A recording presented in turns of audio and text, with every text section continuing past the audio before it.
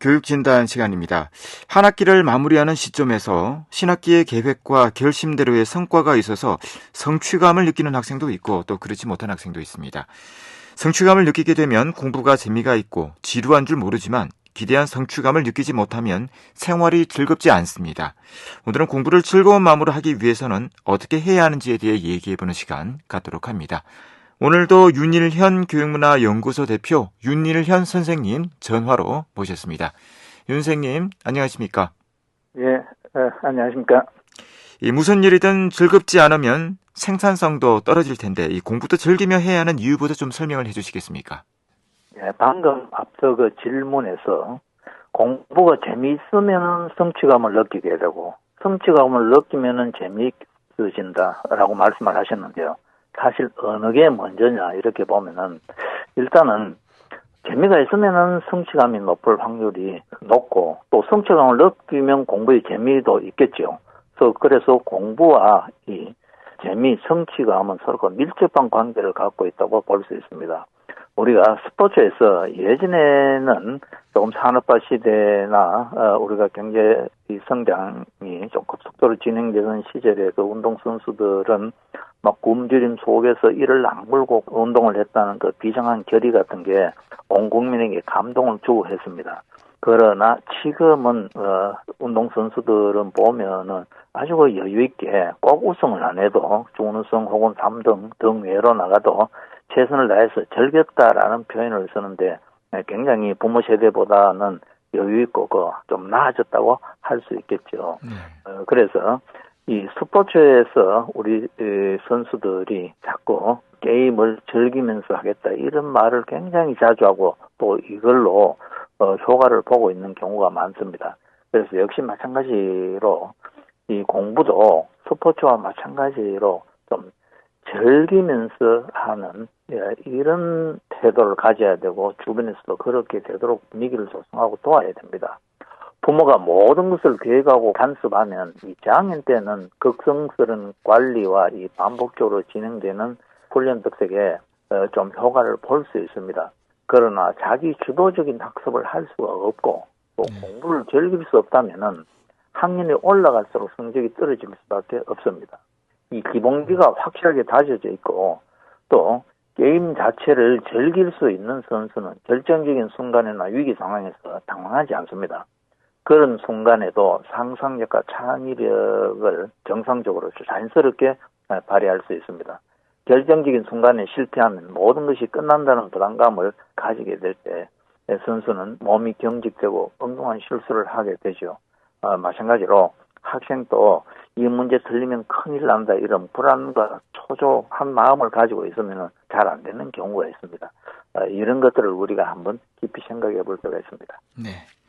자, 그러면 어떻게 하면 좀 공부를 즐겁게 할 수 있는지 공부를 즐겁게 한 방법이나 이유에 대해 좀 더 구체적으로 살펴보도록 하겠습니다. 예, 저는 이런 예를 자주 드는데요. 아이와 처음 산행을 할 때 빨리 그 산 정상에 도달하기 위해 쉴 새 없이 몰아붙인다면 다음에는 아이는 온갖 핑계를 대고 동참하려고 하지 않습니다. 그러나 천천히 올라가며 나무와 새, 산짐승과 이 야생화 등의 새로운 경험을 하게 하고 또 적절한 수고 끝에 정상에 올랐을 때는 이 말할 수 없는 이 기쁨을 표현하기도 하고 이렇게 해주면은 아이는 다음에 산에 가자고 할 때도 따라 나설 가능성이 많습니다. 이 정상에 섰을 때의 상쾌함과 이 성취감을 맛보게 될 때 힘이 들더라도 아이는 즐거운 마음으로 따라 나서게 됩니다. 그래서 저는 이거를 우리가 한번 생각해 보고 싶은데요. 공자님께서 지지자 불여 호지자, 호지자 불여 낙지자라는 말씀을 하시는데 이 말의 뜻은 아는 것은 좋아하는 것만 못하고 좋아하는 것은 즐기는 것만 못하라는 뜻입니다. 더 높이 올라가기 위해서는 어떤 일이든 즐기는 법을 터득해야 한다고 합니다. 이 공부도 마찬가지입니다. 그래서 이 공부를 잘하기 위해서는 기본 개념과 원리를 이해하고 정리하는 데 보다 많은 시간을 투자해야 합니다. 교과적인 기본을 되짚고 곱씹어 개념과 원리를 가지고 놀며 즐길 수 있는 상태가 되면 이 시험을 포함해서 또 그것을 적용하고 응용하는 모든 과정이 즐거울 것입니다. 이 시험이 다가오면 대부분 학생들은 문제풀이에 집착하는데 이 기본 개념이 정리되어 있지 않으면 아무리 문제를 풀어도 소용이 없습니다. 이 고득점을 바란다면 마지막 순간까지 문제풀이 양보다는 개념을 이해하고 정리하는 데 중점을 둬야 되고, 무엇보다도 개념을 이해하고 즐기는 그 과정, 하나씩 깨쳐가는 과정을 즐기도록 노력할 때 소기의 성과를 발휘하게 되고, 또 궁극적으로는 학업 성취도도 높아진다는 걸 우리가 한번 명심할 필요가 있습니다. 네. 공부를 즐겁게 하려면 기본 개념에 대한 이해가 가장 필요하다, 이런 말씀이셨습니다. 자, 기말 시험 기간에 자꾸 공부를 하기 싫다고 핑계를 댄다든지 또 아프다고 얘기를 하는 학생들이 있습니다.